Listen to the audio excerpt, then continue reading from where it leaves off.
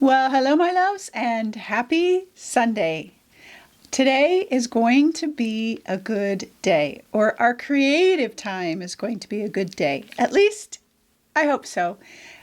I'm pretty sure it will be because I've kind of already done what we're going to do, and I can't wait to share it with you. So, as I have been inspired by so many books and other artists this year, today I'm inspired by me.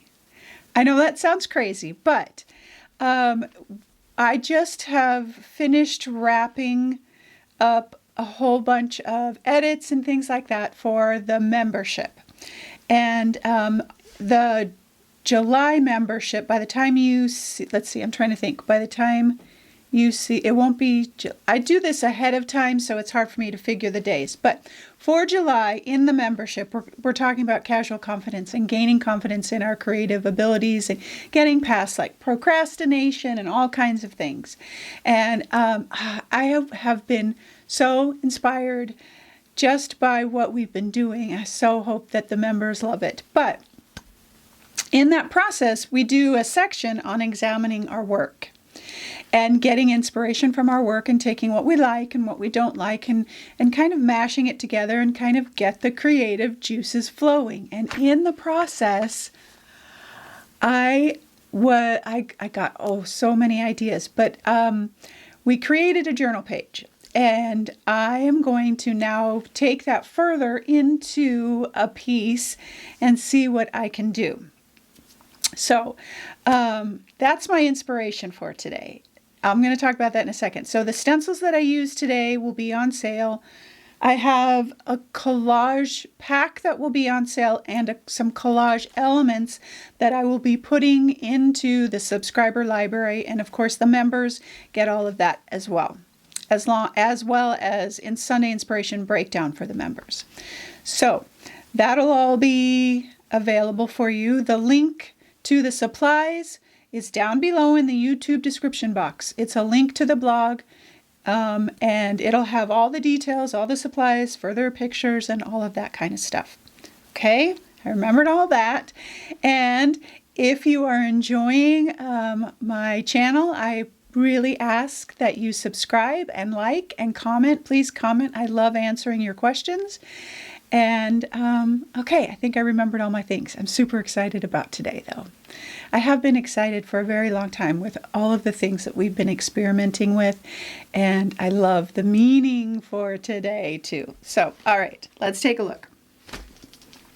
Okay, so let me just show you. So this is the wonderful little journal that we have been creating all month for the month of July for the membership. There's all kinds of stuff in here. But in one of the sections, we took prints of old pieces and we cut them up and we rearranged them. And we took the parts that we loved. And this is a great practice. And I haven't done this for a long time, but this is a great practice to get new ideas and to take the parts that you love of your work and kind of mash them together. Well, this is the page that came out of that.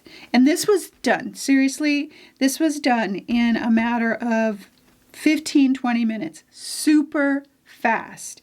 It doesn't have a lot of detail or anything like that. But from this, I'm like, I am so excited because I have been working with all of these new things and I'm wanting to take some of my abstract feeling and create with some florals, which you can kind of see that I've been doing, but I have some really great ideas. So that's my inspiration.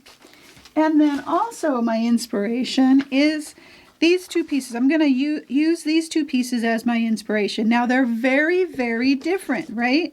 But the one thing they have in common is all these little bits of collage. All the little things that peek through. All the numbers. All the little vignettes of texture and different things like that, like this piece of paper and just all those kinds of things. So I'm going to cut these two pieces up just like I did in my journal page and add some wonderful things too. Now this is a larger size. This is a 12 by, what size is this? 12 by 14, 12 by 16, 12 by 16 wood panel. So it's a little bit bigger, and I'll confirm this measurement with you. But I have this floral that I think I'm going to use, and I'm not exactly sure how I'm going to use it, but I have this, and this floral will be available in the library and to the members. And then I have a bunch of random vintage collage papers, and what I was looking for was things that were interesting that would kind of mimic some of the vignette of collage elements, and I'll use some of these as well, and I'll also use these just visually as a inspiration, but just looking for little things that I can put in there. So some of these are just mainly backgrounds too, so I'm going to put a bunch of these down and they're going to get covered up right away. So nobody freak out. I always get comments like, why are you covering up the papers? It's to create the depth, because there is no earthly way that you can get this kind of interest and depth by carefully placing a little. You've got to have layers, and then you excavate the layers, then you kind of pull them out. And I want to try and do that. I want to kind of put things down and then maybe cut some things out, and I'm really wanting to try to do some things a little bit differently. So I want to really layer this up with paper and then sand it down a little bit and kind of get some of that worn look. And then once I've got that background kind of really grungy, then I'm going to come back with all the little bits and kind of place them in, and then of course edit out. Editing is key when you're, and one of the things that I've worked through this month in the membership is, one of my things is I need to simplify, because basically I just want to put all of the things in a piece because I love them all, and simple is best. And so that'll be my work this time, because I'm super excited about all of the wonderful little bits that I have, and not everything can be seen, and not everything can be put down. So let me just show you some of the things that I have, like just really interesting bits that might possibly show through. Like this is a leftover piece of my cut up piece. So like that little interesting bit can be something amazing. Little numbers, different things like that. Anything with interest. So, yeah. All these interesting things that will be, some of these things that are in the littles will be, most likely at the end. The big sheets, and I may end up printing some of these on collage paper for the top layer, but the bigger sheets will be for the back. And let's see, I had a map. What did I do with them? Oh, I put them over here. So like this one I'll probably save for later, but this one will probably go in the background. This one will probably go in the background. And this map I thought would go in the background because part of my inspiration is this incredible journey that I have been on of discovery and just stepping outside my comfort zone and doing things differently and trying not to have fear when I'm doing things and all that kind of stuff. So I'm on this journey, and so that, and I thought this would be cool to kind of represent the journey, new territory, new lands, when maybe I'll hit the target someday and find like, aha, this is it, what I want to do forever. Probably not, because I love everything. And then, architectural drawings. My allergies are so bad right now, it's terrible.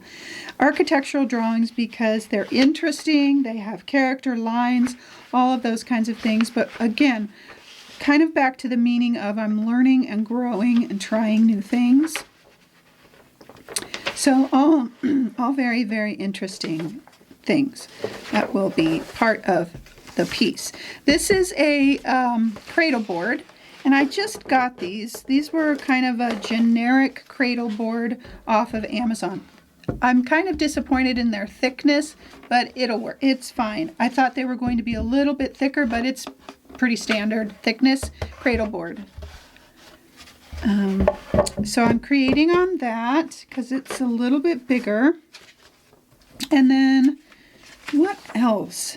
Oh, the other thing too is that paint wise, I know I'll be using magenta, but I've also I have some new paints in my possession, and these are all where's the container? Over here. Hang on. So these are house paints, and I wanted to give it a try, and I've been playing with them for a couple of days now. I just got them in my bottles because they came in the tester pots. These were from Home Depot. But I can get them in matte. So I can get any color I want in a matte. They're a little bit thinner than maybe some of the paints that I'm used to, but I'm really excited about the color options and the cost too. So this is a full bottle like this for $6. And if I were to pay that for, say, a fluid or something else like that, I'm looking at probably double the price. So we will see. It's all a giant experiment. I haven't quite found the exact right Quin magenta, but I will. This one's pretty close. And there are some paints that I don't have in my house paints that I will be using, like raw umber. I will be using, I've got some pure white and some cottage white, this kind of warmer white that I am going to be trying today. I will probably use some gesso if I'm going to do some texture making, which I'm not sure I will, because I think the layers of paper are going to create enough texture. But if I do use something for texture making, I will use my Utrecht gesso because it's a little bit thicker.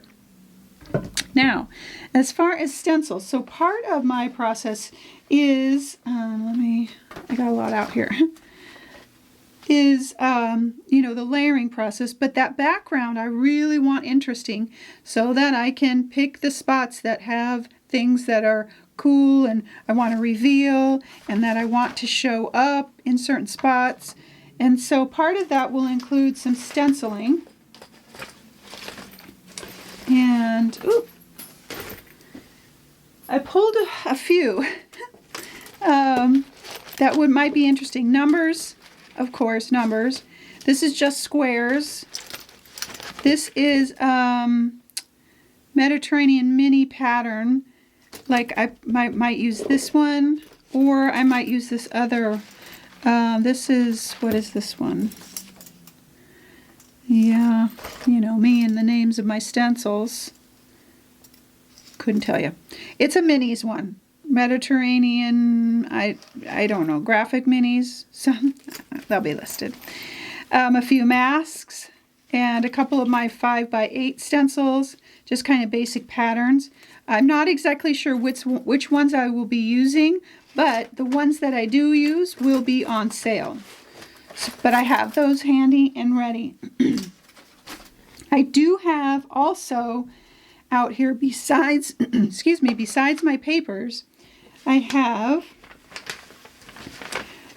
some color paper. Maybe I want to throw in a few patterns in there in the background. A majority of this is going to be paper, and then I'll come back and do some editing out, that kind of thing is what I'm thinking at this point. We will see. So I have my flower, but you will have this sheet available to you along with, this is the collage pack that will be on sale. And then a few other, I think, other collage papers that I will include for you in the membership and in the subscriber library, which is free.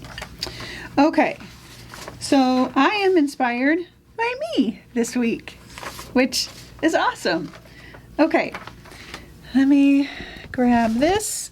All right, so as we were doing this work in the membership, all of our quotes for the month were by Brené Brown, which she's one of my favorites. And her book years ago, oh my gosh, years, I can't even remember how many years ago, The Gift of Imperfection, was a book that started me on a growth path that took me in all kinds of new directions. And then I think I have every other book of hers because there's always something, one tidbit of inspiration and goodness that helps me grow. But one of her books was called Daring Greatly. And the main quote from the book is from Theodore Roosevelt.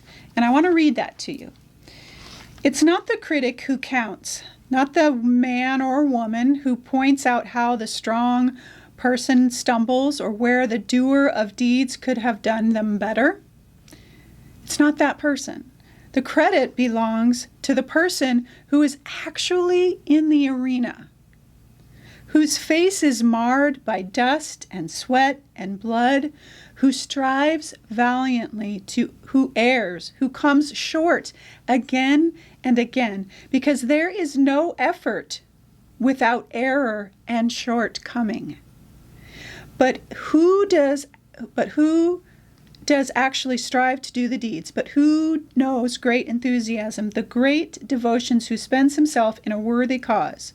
Who at the best knows in the end the triumph of high achievement, and who at the worst, if he fails, at least fails while daring greatly, so that his place or her place shall never be with those cold and timid souls who never knew victory or defeat.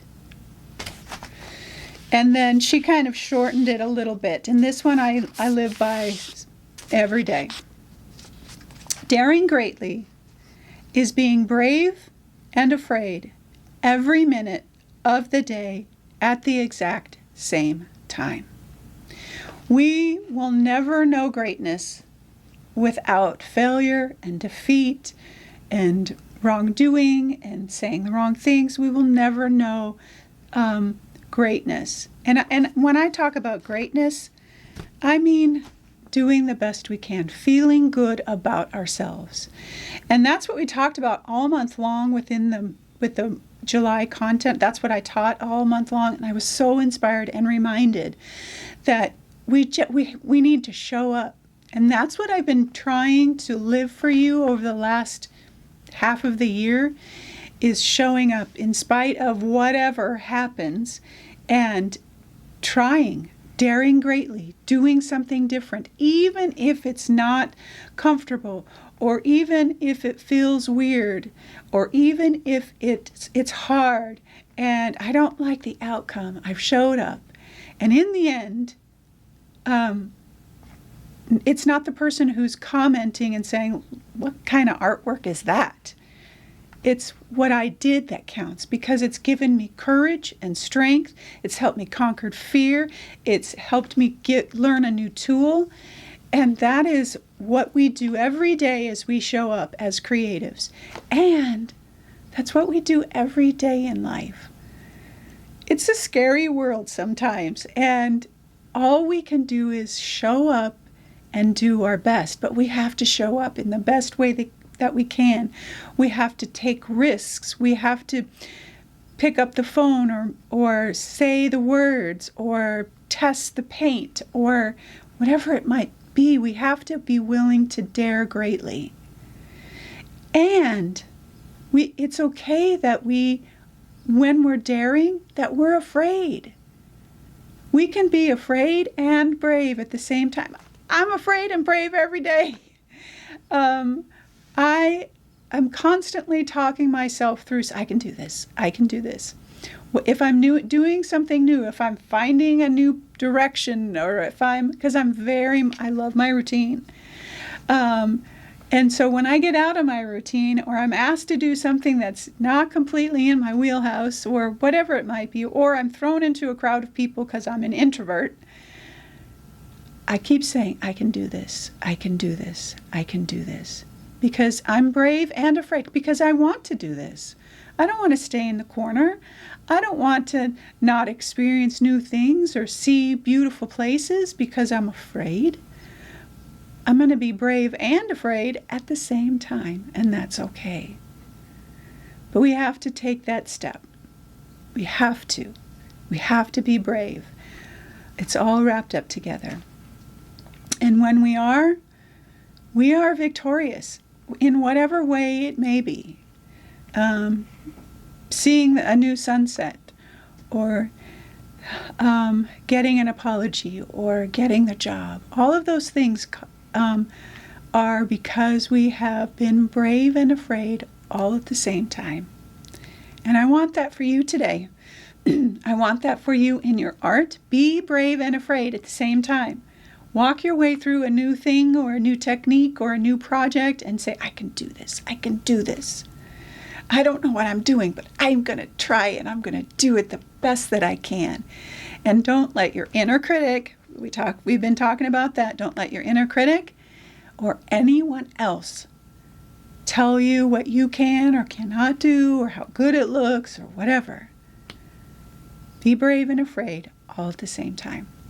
That's what I'm going to do on this piece because I really don't know. I have the idea because we kind of did the work, but I'm not sure. But I'm excited. And we'll see how it goes. And that's all we can do. All right, my loves. I hope your Sunday is restful and peaceful. And I hope that you always, always know that you are loved.